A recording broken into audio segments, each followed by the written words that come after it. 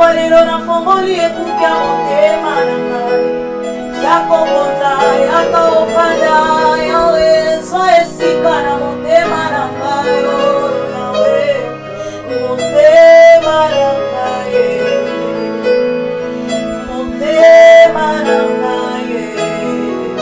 Yawe, motema na ngai. Hallelujah, Yawe na ngai.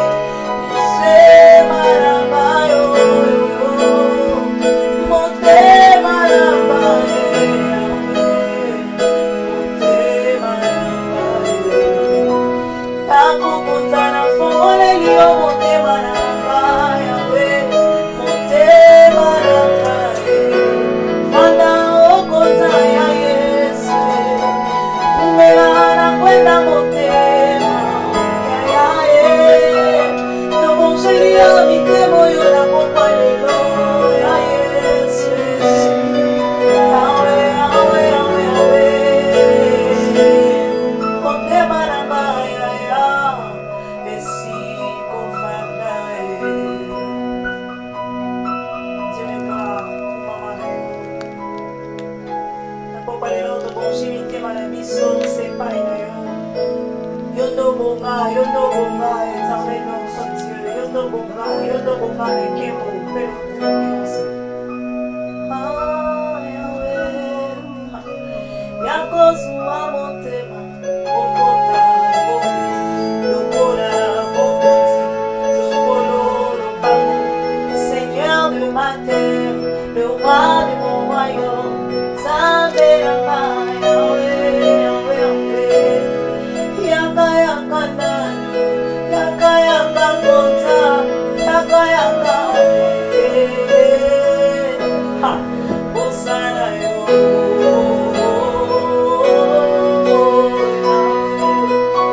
Na Yesu, na ngayo ya, esika obandi na motema oyo, bana bitike babengaka yo papa. Awe okotisa likomba na nguya loboko na yo ya Yesu. Abonji mpe na fongoli motema na ngai. Motema na ngai. Motema na ngai.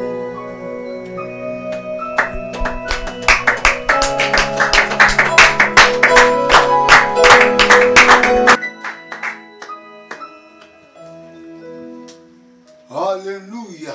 Amen. La gloire de Dieu nous a visités. Nkembo na Nzambe ekuta na biso. Et la gloire de Dieu Nkembo na Nzambe est en nous. eza kati na biso. Et la gloire de Dieu Nkembo na Nzambe est là parmi nous. eza kati na biso. Eza wana Dans kati ce na biso. monde entier Na mokili mobimba oyo qui a été menacé par des virus, oyo tungisamaki na ba virus. la gloire de Dieu est là. Nkembo na Nzambe eza wana. Nous avons vu. Tomoni yango. Nous sommes en train d'apprendre sur la rédemption. Biso tozoyekola eloko moko abengi lisikolami. Je vous ai dit que c'est un long voyage. Nabaki na biso ya mobembo moko molai. Ça demande que nous soyons chaque jour à la page. Ezosenga te tango nyonso tozalaka nde esika wana. Je vous ai dit que ceux qui font des doctorats, Baki oyo basaka doctorat ils le font au nombre de jours, au nombre d'années, basaka tango bambula e basanze ebele de recherche. kolukaluka. Aujourd'hui, nous allons voir, Lelo nous tokomona continuons tozokoba sur ce que nous avons dit. na oyo tolobaki lobi. Nous apprenons Tozoyekola à travers les cinq sens na nzela sikoyo bitele mitano ya nzoto naturels. oyo ya bomoto. Nous apprenons Tozoyekola la vue, na miso komona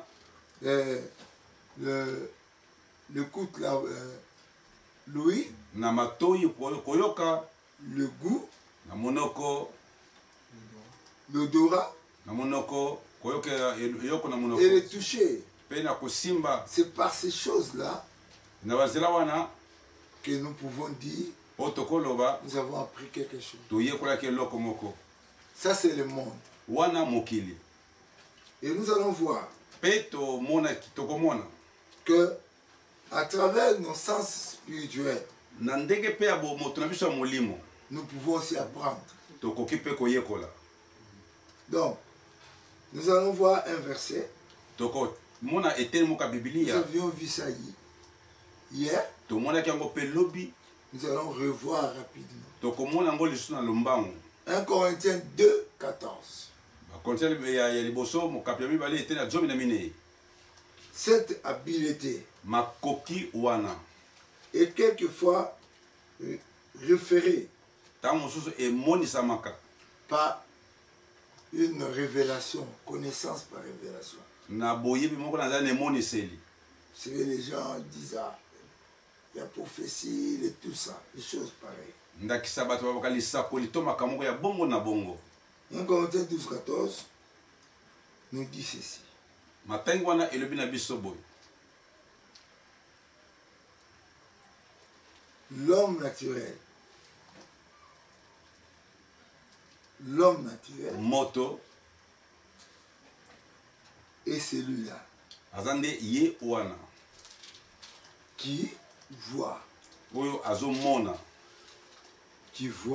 azomona L'homme naturel moto ne reçoit pas les choses de l'esprit. azwaka makambo ya molimo te asimbaka yango te Parce que nous avons vu là-bas, po kuna tomoni dans le sens spirituel, na lolenge ya molimo nous pouvons aussi étudier, tokoki mpe nous pouvons aussi koyekola apprendre. tokoyekola Mais on a dit que dans les 5 sens naturels, kasi bazali na lolenge ya mitano ya c'est ce bomoto que l'homme naturel recourt à cela. oyo moto asalelaka Mais l'homme animal kasi moto nyama ne reçoit pas les choses de l'esprit, azwaka to ayebaka makambo ya de molimo te l'esprit de Dieu. ya molimo na nzambe azwaka yango te ayebaka yango te Car elles sont une folie pour elle. po te epai na ye eza nde liboma Et une folie pour lui, liboma mpo na ye une folie pour elle. liboma mpo na ye Il ne peut pas les connaître. akoki koyeba yango te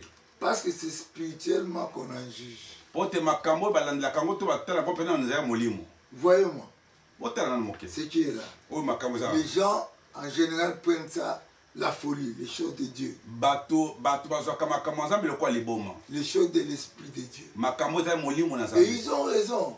ya solo bakoki kobilongisa On peut traiter tout un pays, bakozwa le bakosambisa parlement d'un pays, parlement ya mboka juge Dieu fou. bamoni nzambe liboma Et dans le parlement, mpe na parlement na bango on n'autorise pas la Bible. bapesaka nzambe na bibilia te Vous verrez qu'il y a des choses extra. okomona makambo ya somo kuna Mais ils ont raison parce qu'ils ont étudié.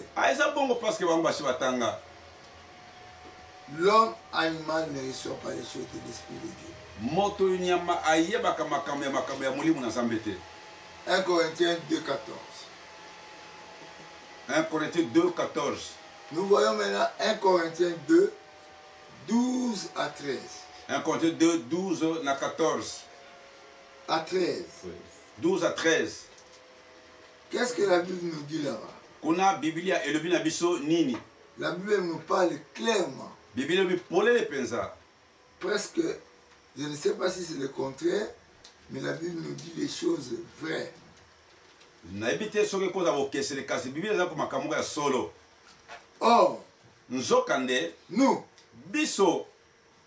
nous n'avons pas reçu l'esprit du monde, nous, biso tozwa molimo ya mokili te mais l'esprit qui vient de Dieu, kasi tozwa molimo eutaka epa na nzambe te euti epa na nzambe afin que nous connaissions les choses que Dieu nous a données par sa grâce. po toyeba makambo nzambe apesa biso na nzela ya ngolu na ye Il y a des choses que Dieu nous a données, eza makambo nzambe apesa biso que nous devons connaître. oyo esengeli toyeba Nous devons connaître ces choses-là esengeli toyeba makambo wana par sa grâce. na nzela ya ngolu na ye Sa grâce doit venir vers nous. ngolu na ye esengeli eye epai na biso Nous n'avons pas reçu l'esprit du monde. po tozwa molimo ya mokili te Et nous en parlons, mpe toza kolobela yango non avec des discours qu'enseigne To- la sagesse humaine, toza koloba yango te na molimo oyo eza kotangisa to kolakisa molimo mokili malakisa mokili les gens qui ont fait la politique,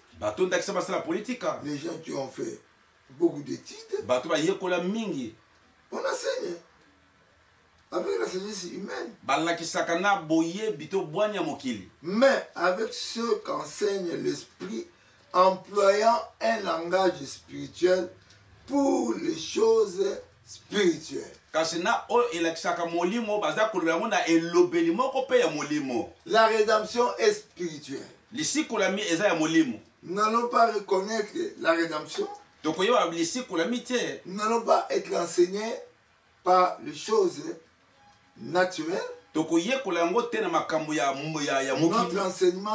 Notre enseignant ne peut pas être le monde, molakisi na biso esengeli eza mokili te, mais Dieu. kasi nde nzambe. La sagesse des hommes ne peut pas nous enseigner cela. bwanya ya bomoto ekolakisa to koteya biso yango te. Mais kasi avec le Saint-Esprit qui enseigne na molimo santo oyo alakisaka biso, pour les choses spirituelles, alakisaka biso makambo ya molimo, les comparant avec les choses spirituelles.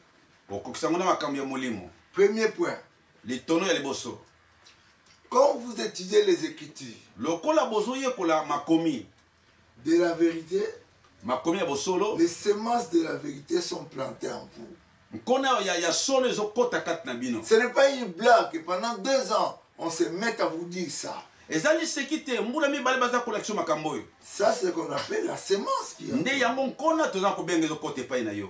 Donc, comme nous étudions ces Écritures, lokola tozoyekola malakisi oyo, les semences de la vérité nkona ya bosolo sont plantées en vous. ezolona makati na Ça, yo. c'est le premier point. wana litona liboso. Deuxième point, litona mibale, comme les enseignants, lokola balakisi, je vous dis ceci, nalobi na bino boye, comme les semences lokola nkona prennent racine ezwaka mosisa et grandissent et croissent, mpe ekokola, vous gagnez quoi? ozozwa nini? La compréhension, bososoli ou bien vous avez la révélation. to te ozwi emoniseli. Donc, quand cette semence soki nkona oyo commence à grandir, ebandi kokola, ça entre dans la terre, ekota mabele, ça commence à croître, ebandi kokola, vous gagnez quelque chose. ozozwa eloko moko. La compréhension, bososoli vous gagnez la révélation. ozozwa mpe sikoyo emoniseli. Troisièmement, litona misato, dans les processus que nous apprenons ici, c'est un processus miraculeux. na lolenge tokoyekola waza lolenge moko ya bikamwa, Et c'est l'œuvre de l'Esprit de Dieu. mpe yango eza so mosala ya molimo na nzambe. Où ça? epai wapi? L'œuvre de l'Esprit de Dieu en vous. mosala ya molimo wa nzambe kati na yo. Comme qui? lokola nani? Comme son enfant. lokola mwana na ye. Vous savez maintenant sikoyo boyebi que Dieu prend le temps pour vous apprendre. ete nzambe azwaka ntango mpona kolakisa yo, Et ce qu'il vous donne maintenant mpe oyo azopesa sikoyo va prendre des racines. ekozwa mpe bokota mpe misisa. Et quelque temps après, mwa ntango moke tu vas être quelqu'un qu'on ne peut plus bouger. okozala moto bakoningisa pambapamba te, Jamais on te bougera. bakoningisa pambapamba te. Un enfant de Dieu. mwana na nzambe ya solo. Dans Jean 4, 24, na Jean 4:24 on nous dit ceci. balobi na biso kuna boye, Dieu est esprit. nzambe aza molimo, Il faut que Dieu est esprit. nzambe aza molimo, Et ceux qui l'adorent oyo bazogumamela ye doivent l'adorer en esprit. ese bagumamela mpe na molimo. Ceux qui l'adorent bagumamelaka ye doivent l'adorer en esprit. bagumameli na molimo. J'ai essayé un peu de couper là-bas. nasala mpo nakata mwa moke wana, Parce qu'il y a beaucoup d'esprits qui ne sont pas dans la vérité. mpo bamilimo ebele eza kati na solo C'est te. pour cela que Dieu a complété. yango nzambe abakisaki Que ceux qui l'adorent oyo bazogumamela ye l'adorent en esprit et en vérité. bagumamela kati na molimo mpe na Parce que bosolo, la vérité, c'est Jésus. mpo bosolo eza yesu. Il y a beaucoup d'esprits qui peuvent parler comme Jésus, mais ce n'est pas Jésus. milimo ebele ekoba lokola yesu me eza yesu Il te. y a beaucoup de prédicateurs, des hommes bateyi qui ebele parlent bato de ebele Dieu baza kobela tina avec nzambe une force spirituelle. na makasi moko ya molimo, Mais il n'y a pas de vérité là. nzoka bosolo eza te. Dans Genèse 1, 26, on nous dit ça. Genèse 1:26 balobi na biso mpe boye, Dieu dit, nzambe alobi laisse que nous puissions former l'homme tika tobongisa moto à notre image, tokela elilingi na biso, selon notre ressemblance. akokana na biso.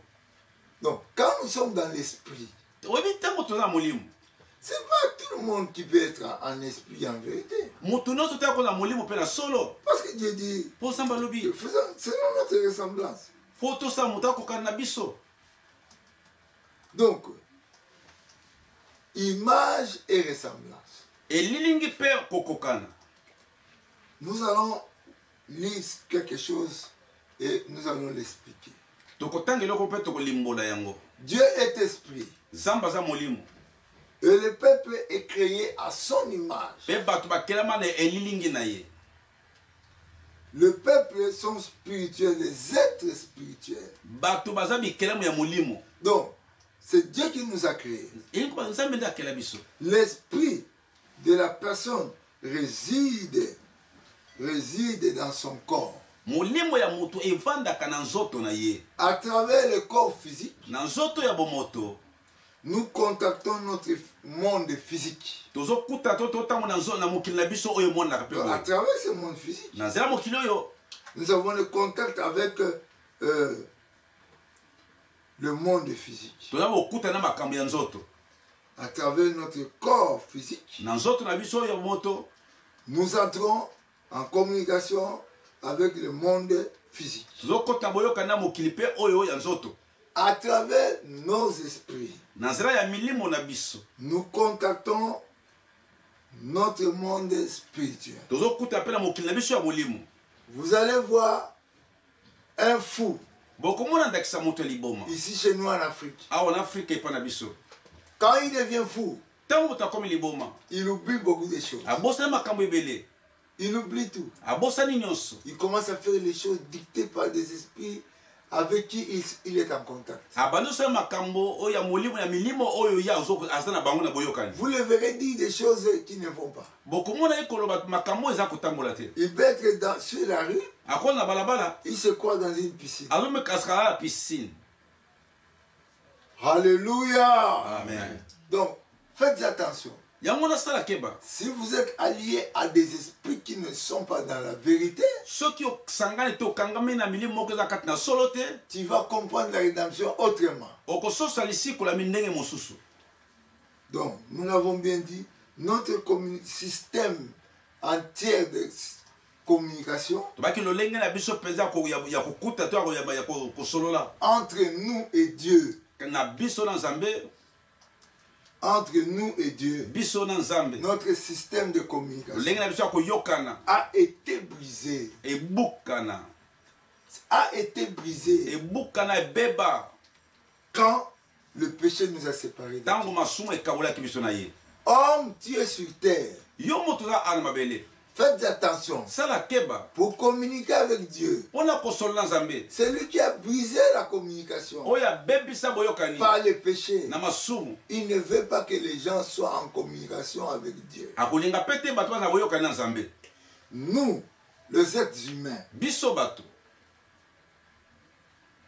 nous sommes morts spirituellement. Na molimo tokufa. Quand l'homme est mort Tango spirituellement, moto akufi na molimo. là, on peut dire ceci. Wana bakoki koloba boye. Nous étions aliénés, Tozaki bato mo tolongwa. séparés de Dieu. Tokabwa na Nzambe. Et nous étions abandonnés Pe tosundola maka. sans tout ce qui est réel de Dieu. Atali kamote ya malamu eza oya bonzambe. Donc, ça devient nécessaire E komi sika motuya. pour Dieu Pona Nzambe. de nous rencontrer encore. Eta kuta na biso. Parce que le système de communication était parti. Polo lenga boyoka ne Il fallait kende. que Dieu revienne pour parler avec les gens. C'est Nzamba zonga pona kosola suna bato. Mais comment il a fait ça? Sika saki ndenge nini? Comment il a fait ça? Asaki ndenge nini? Parce que c'est devenu nécessaire Po koma kina pour motuya. qu'il parle avec nous. Bo Nzamba solo na biso. Le niveau là que nous avons gagné, Le lenge oto komaki. nous avons perdu notre connaissance. To bungisaki boyebi na biso. Mais à ce niveau-là, Na lo lenge wana. qu'est-ce que Dieu devait faire Nzambe sika esengaki asala nini? pour nous rencontrer? Po akuta na biso lisusu. À ce niveau-là, Na esika wana. pour gagner notre connaissance. Po alonga penza boyebi na biso. Alléluia. Amen. Dieu a introduit Nzamba kotisaki. des systèmes de symboles, Makambo moko na kati ya makambo wana. comme les altars.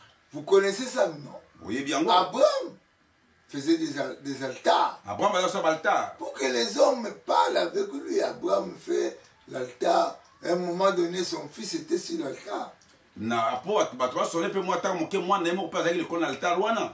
Parce qu'il voulait le tuer. Donc vous voyez les actes de signification. Comme des sacrifices. Et les exemples. Comme les prêtres. Donc, les prêtres étaient là pour communiquer avec Dieu. Pour un but, pour vous aider. Pour nous aider. Pour connaître Dieu.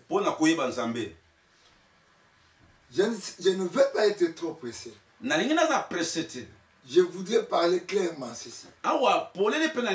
Au temps d'Abraham, au temps de la Bible, dans l'Ancien Testament, on a vu qu'il y avait des gens comme des Mika, des gens qui quittaient le peuple d'Israël pour être devenus des prêtres de certaines personnes. Même aujourd'hui, il y a des gens qui veulent devenir nos prêtres. Alors que vous êtes prêtres. Parce que l'Esprit de Dieu est en vous.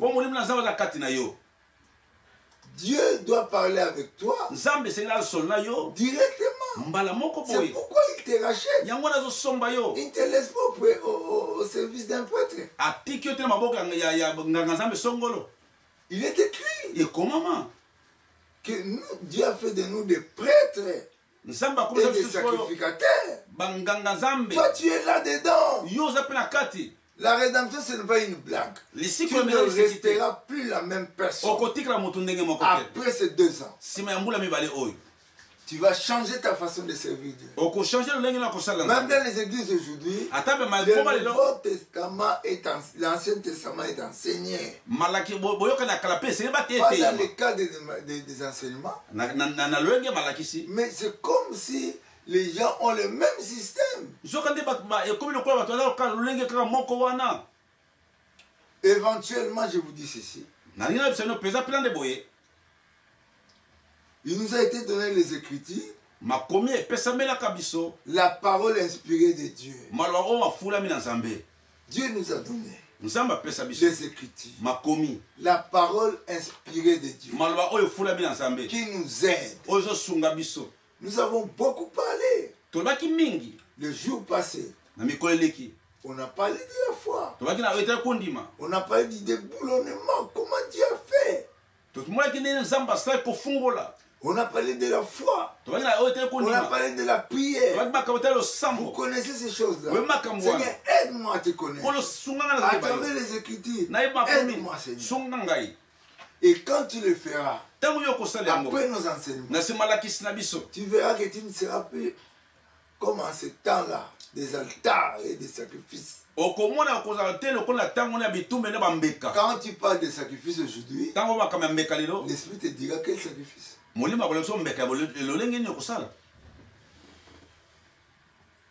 Troisième chose, comme nous avons dit, là où nous étudions les choses spirituelles. Là où nous étudions les choses spirituelles. Nous étudions les choses spirituelles à travers la parole de Dieu. Je sais qu'il y a beaucoup de gens qui ont écrit des livres avec la parole de Dieu comme source. Mais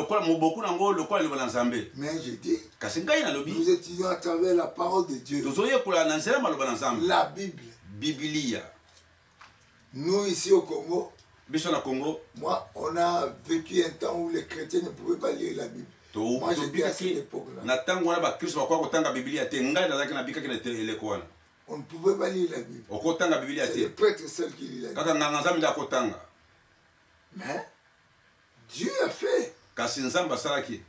La Bible, c'est un livre qui a 665,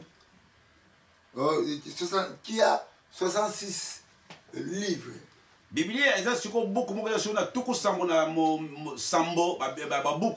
Même si c'est 66 livres. Mais les auteurs, ce n'est pas un seul auteur. 40 auteurs. Pendant une période de 2000 années. Comme nous disons aujourd'hui, 2000 ans. Jésus a 2000 ans. Donc nous disons ça. Donc voici cette période dans l'Ancien Testament où les gens ont écrit des livres. Donc chacun a sa période. La Bible est inspirée de Dieu. C'est la révélation de l'origine et de la destinée de toutes choses. Écoutez-moi bien. Quel âge as-tu? Même si tu as 3 ans. Ton origine. Ton origine. Et ta destinée. C'est dans la Bible. Jeunesse d'aujourd'hui. Votre destinée n'est pas dans vos stars. Mais c'est dans ce livre. Quand vous lirez cette Bible avec la plus grande, disons, vous a donné la plus grande inspiration de Dieu lui-même. Parce que nous voyons beaucoup de fous lire la Bible. C'est pour mener avec des Bibles. C'est animé de quel esprit? Donc la Bible est inspirée de la révélation de Dieu. C'est l'origine et la destinée de toutes choses. La Bible est une révélation inspirée. Ça, c'est inspiré. Qui l'a inspiré? C'est celui qui ne commet pas de faute. La parole de Dieu. La parole de Dieu. Notre foi n'est pas un document. Il n'est pas aussi dans un autre document. Notre foi est dans la personne.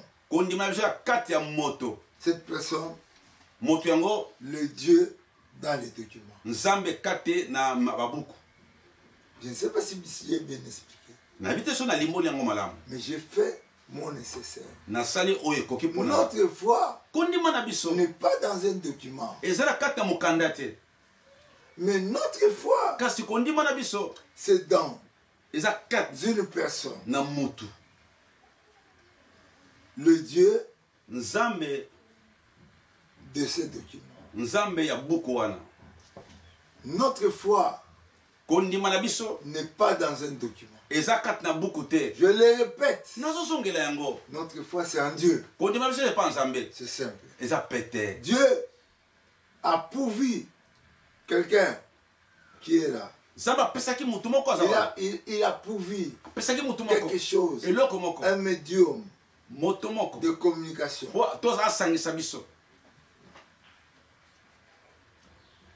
Dieu a permis que dans ce livre-là,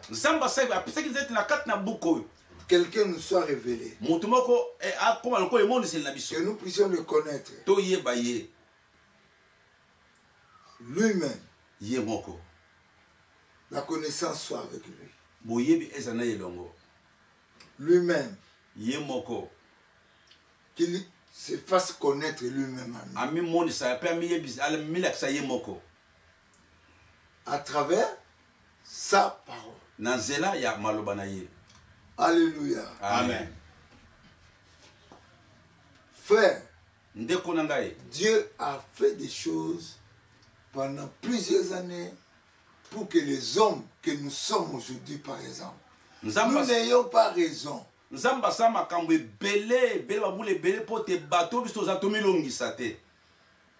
Il s'est révélé lui-même par sa parole. Ça, c'était la partie A. Nous apprenons à travers la parole de Dieu, la Bible. Deuxième, nous étudions, nous apprenons à travers l'expression de Dieu. l'expression de Dieu, c'est Jésus. Jésus. Nous allons connaître Dieu par Jésus. Jésus est venu pour manifester, pour nous montrer Dieu. Il a bien dit, si vous m'avez vu, vous avez vu le Père. Donc, toute la vérité devait se conformer à la silhouette de Jésus, la parole qui s'est faite chair. Donc, ça c'est clair. Si cela n'est pas ainsi fait, je connais des gens derrière des religions qui ont raison derrière les religions, à travers leurs miracles, mais on ne voit pas Jésus là-bas. La silhouette de Jésus n'est pas là. La parole de Dieu qui est devenue chair n'est pas là. On lit cela dans Jean 1. Dans Jean chapitre 1. Verset 1. Verset 1. Ça, c'est tout le monde qui connaît ça. Et 14. Et au sauté, 14. Nous lisons ça. Parce que je pense qu'aujourd'hui, tout le monde va me comprendre. Tu es prédicateur, tu prêches, mais avec tout ce qui se dit, tu peux peut-être perdre les repères. Mais aujourd'hui, tu vas continuer. Jean chapitre 1. Verset 1. Et puis nous avons verset 14. Au commencement était la parole. Et la parole était avec Dieu. Et la parole était Dieu. Elle était au commencement avec Dieu. Donc vous voyez déjà ça. La parole.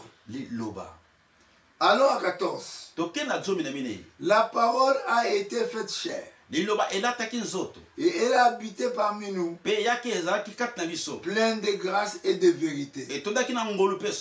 Je vous avais dit la fois passée, c'est une vérité qui est binaire.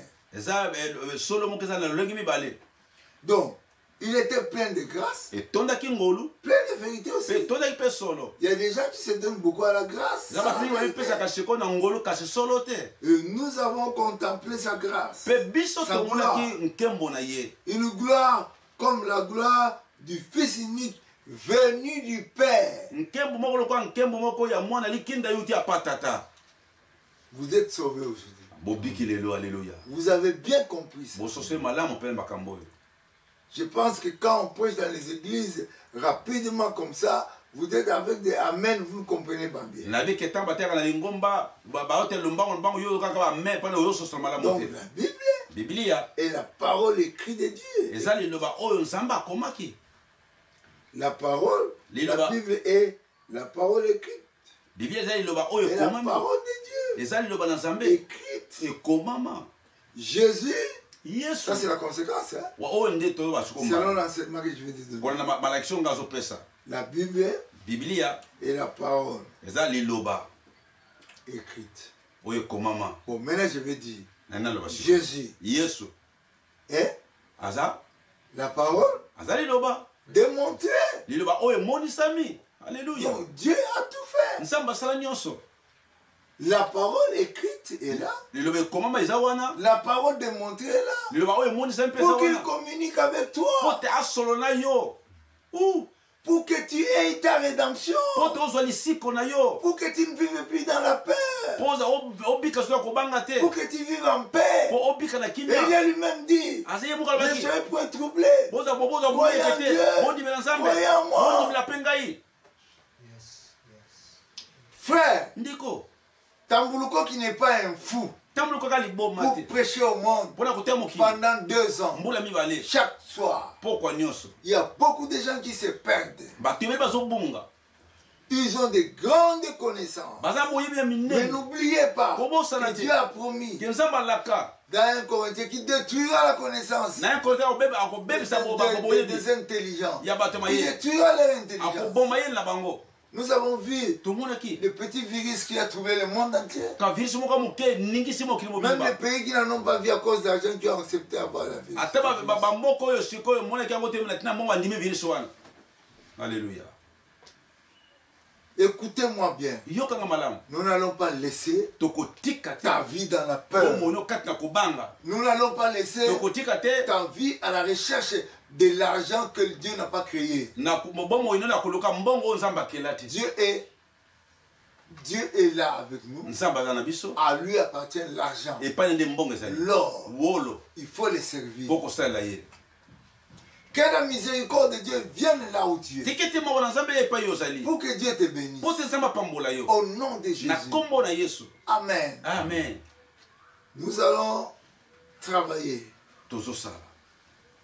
Nous laissons passer notre pasteur. Nous avons entendu vos remarques. Et nous allons, mais moi, habituellement, je ne veux pas parler de ces choses-là. Aujourd'hui, notre pasteur va parler. Voilà, tu allez bénir la prédication à papa. Si tu as comme un moment de bénédiction. Tu as Mukanda, il y a Proverbes chapitre 8, verset 17 à 21. J'aime ceux qui m'aiment. Et ceux qui me cherchent me trouvent. Avec moi sont la richesse et la gloire, les biens durables et la justice. Mon fruit est meilleur que l'or pur, et mon produit est préférable à l'argent. Je marche dans le chemin de la justice, au milieu des sentiers de la droiture, pour donner des biens à ceux qui m'aiment et pour remplir leur trésor. Voilà. Tu retenir 3 choses. J'aime ceux qui m'aiment. On ne peut pas aimer sans donner. Toujours mon appartient mi balai et Bible zoloba des choses durables. Ce que les bilo que vous melaka, ministère vous melaka, libalo vous melaka, projet vous melaka, kota na musala oyo. Nzambe ya lola akopambola yo. Bien aimé, tozana musala munene ezo senga intervention na yo. Lona na kata ministère oyo. Tia makoki na yo, Nzambe alola ko pambola biso. Tout ba mi connaît que Dieu donne la semence au semeur. Tant yo zo ko lona na musala oyo, Nzambe ya papa na biso tambulu koki akopambola yo. Tozali na numéro na biso ya contact. Na contact na biso lingo contacter biso na lisungi na yo, tozana numéro oyo 081 135 25 67. Je répète les sous 081 135 25 67. Sauf que dans la carte il y a Congo. Tala numéro de M-Pesa Yango 082 83 320 19. Je répète les sous 082 83 320 19. Wana pona M-Pesa. Pour nous, nous sommes en Amérique, en Europe, en Asie, en Océanie, partout dans le monde. Tala numéro de la FBIN Bank 20 100 26 21 88 28. Je répète les sous 20 100 26 21 88 28. Nous avons papa na biso tambuluko ki apambola bi. Gloire à notre Dieu qui a donné les gens qui nous suivent. Moi, je vous bénis. Je vous bénis réellement. Que la main de Dieu soit sur vous. Maintenant, vous avez bien compris. Jésus-Christ, C'est la parole démontrée de Dieu. Nous devons le recevoir. Nous devons le croire en lui. Prions Dieu. Mettez-vous, posez vos deux mains sur la poitrine. Nous prions. Répétez la prière. Seigneur Jésus. Seigneur Jésus. Jusqu'à présent, j'ai dirigé ma propre vie. Jusqu'à présent, j'ai dirigé ma propre vie. Et j'ai péché contre toi. Et j'ai péché contre toi. Entre dans ma vie, Seigneur. Entre dans ma vie, Seigneur. Change-moi. Change-moi. Transforme-moi. Transforme-moi. Je voudrais connaître ton plan. Je voudrais connaître ton plan. Et ta volonté. Et ta volonté. Et ton amour pour moi. Et ton amour pour moi. Merci Jésus. Merci Jésus. Je te crois dans mon cœur. Je te crois dans mon cœur. Amen. Amen. Père, que le sang du Christ coule sur les gens. Papa, tu es maquillé sur le sofa de corps. Nous soyons plus dans les mains du diable. Nous croyons cela. Parce que tu nous as donné la foi pour croire. Nous sommes hors du système du diable. Au nom de Jésus. Amen. Amen. Vous allez remarquer que dans ce monde, il y a plusieurs maladies. Ce n'est pas la volonté de Dieu. Et ce n'est pas Dieu qui envoie la maladie. La maladie vient du diable. Et Jésus est venu pour écraser la tête du diable. Et quand nous disons de cela, écraser, il est venu pour nous délivrer de nos péchés. Donc, le péché, la victoire de Jésus sur le péché, la victoire de Jésus sur la maladie, et la victoire de Jésus sur la mort. Ce sont des choses que les chrétiens ne comprennent pas très bien. Même quand un chrétien a un deuil, tu vas voir que la rédemption n'est pas encore entrée. À travers ce séminaire, que les gens soient sauvés. Nous allons prier pour l'amour. Nous allons prier avec. Je m'élève pour la prière.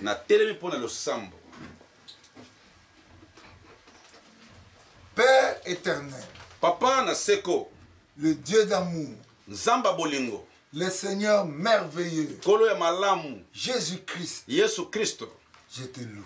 na komisio. Alléluia. Alléluia. Père, Tata, je te loue na komisio, de ce que na oyo, tu m'écoutes toujours. oyo kakanga tango nyonso. Tu m'exauces toujours. Oyendo kakanga tango nyonso. Seigneur, depuis ma jeunesse, Kolo uta bolenge na ngai. à 24 ans, Na 24 ans, j'ai prié na sambela, dans le monde, dans ce na monde. mokili, pe na J'ai mokili vu des oyo. malades être guéris. Na mwana wa bele kobika. Tout cela, Nyonso wana, je te loue d'avance. na kumisa ko liboso. Aujourd'hui, je suis en face de mon frère. Lelo na liboso nde kolanga mo À ba. travers cette prière en ligne, Na lo sambo oto ya quelle senga que mondele. soit la maladie, Ata bokono nini. posez la main, mon frère, Tia loboko ndeko na ngai. là où tu es malade. Epo kobela. Ton dos, Mukongo, tes yeux, miso na yo, ton dos, tes yeux, mukongo miso, partout.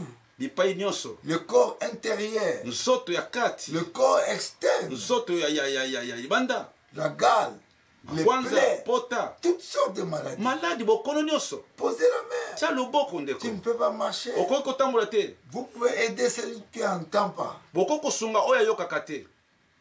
Dans le nom de Jésus, Na kombo na Yesu. Père. Papa, je sèche la maladie nakaukisi bokono. jusqu'à la Tie racine. na mosisa na yango. Toi, maladie, Yo malade. quel que soit ton nom, Ata kombo na même nini. si la personne qui m'entend Ata kutu mutako oyokanga. ne connaît pas ton existence, Ayebi mais kosema na yo tu es te. là, Kasi yo je za te wana. sèche jusqu'à la racine. Nakaukiso tina misisa. Au nom de Na Jésus, kombo na Yesu. Père éternel, Papa na seko. répands ton miracle. Sopa bikamwa na yo. Répands tes miracles. Sopa bikamwa na yo. Guéris les yeux Bikisa ba de miso. cet enfant, Ya mwana de oyo. ces bébés. Ya bebe oyo. Guéris les yeux Bikisa miso. de cette fille qui ne peut pas entendre, les oreilles de cette fille qui ne peut pas entendre, les yeux de ceux qui sont malades depuis l'enfant, tous ces petits enfants qui sont nés avec des fautes, des erreurs des yeux, des oreilles, guéris-les, et qui sont en ligne parce que leurs parents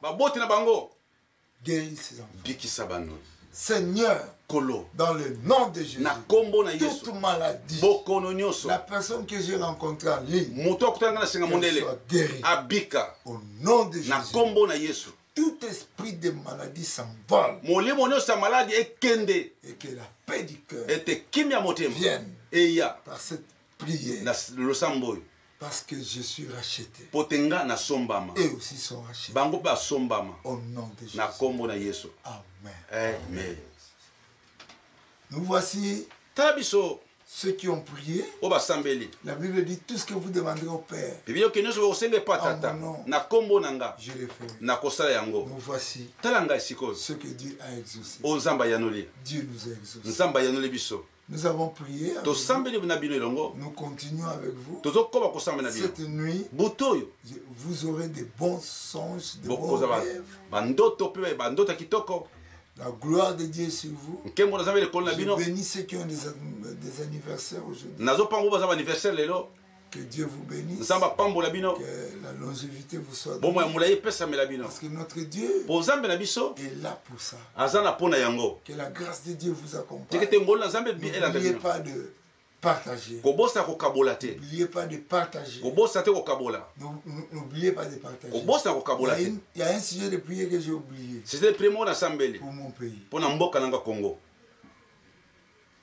Père éternel, je remets le Congo démocratique entre tes mains. Parce qu'il y a un autre Congo, je vais penser aussi à cela. Laisse que ta miséricorde descende. Que ce pays se développe en pleine richesse. Donne à ces pays de bons dirigeants. Seigneur, que ta miséricorde descende. Que tous les pharaons de ce pays passent. Que tous les pharaons soient engloutis. Que nous soyons libres. Que nous soyons bénissants. Et que nous puissions jouir de ce que tu nous as donné. Au nom de Jésus. Amen. Amen.